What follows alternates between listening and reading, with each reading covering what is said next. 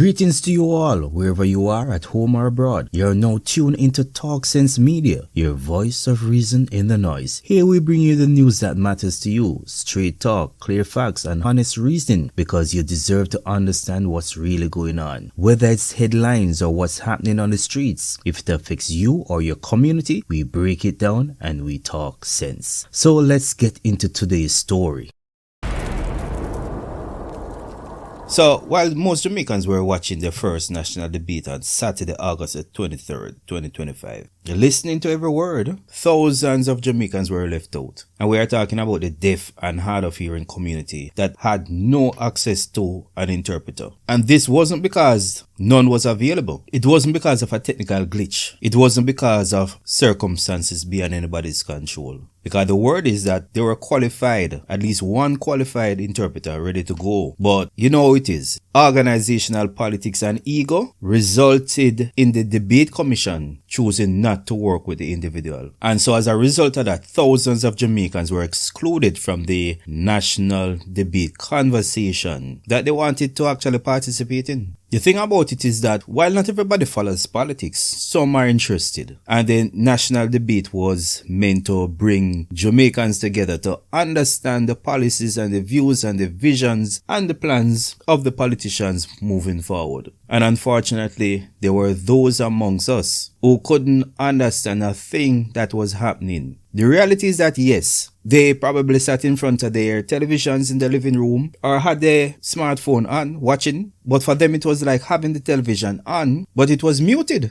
So for the majority of those who are hearing impaired, they didn't understand anything that was going on. They probably saw mouths moving, but beside that, they didn't know because there was no interpreter. So will JDC apologize? Information is coming to light that they actually blacklisted an individual and refused to work with them because of things that might have happened in the past. Was it that bad? Or in terms of accountability, was it just ego at play where the hierarchy members decided that they were not going to work with this individual? The reality is that we need greater accountability within organizations because too often we find politics being used and victimization being used to prevent persons who are qualified from being a part of the process and doing the job that they are qualified to do and they can do effectively and proficiently. So, rightfully so, the impaired community was extremely upset because for them it was more than missing an interpreter,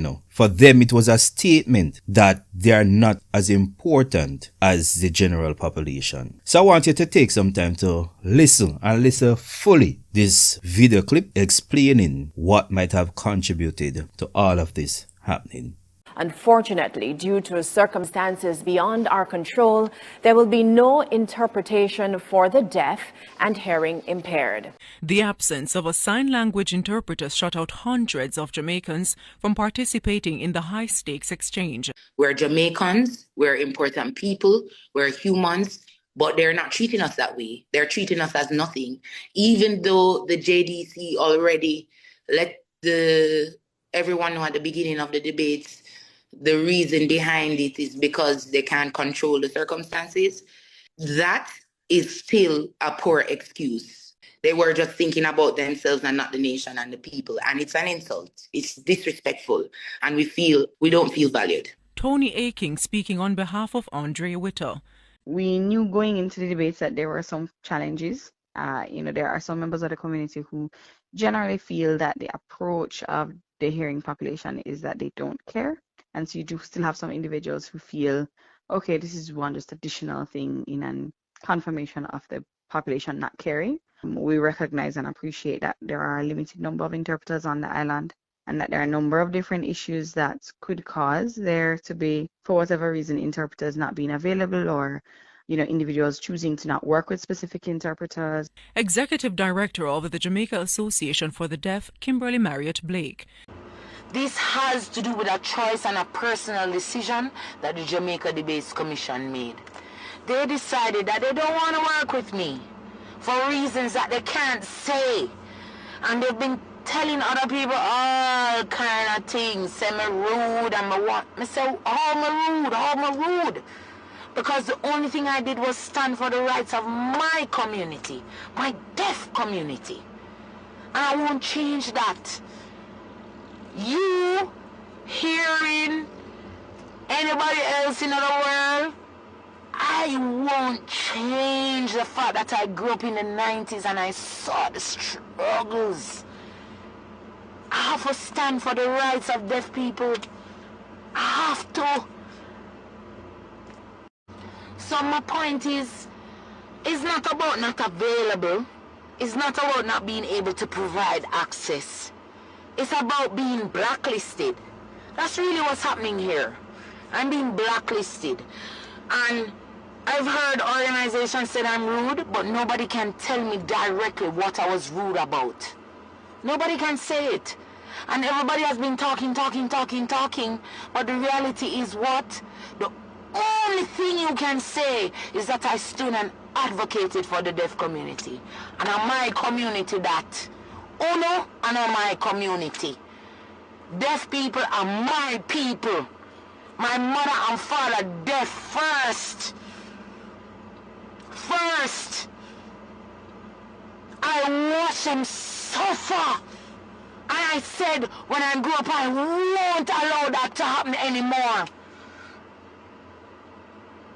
I avoided being a part of conversations. I avoided saying anything because I didn't want people to say, oh, it's political, or this has nothing to do with politics.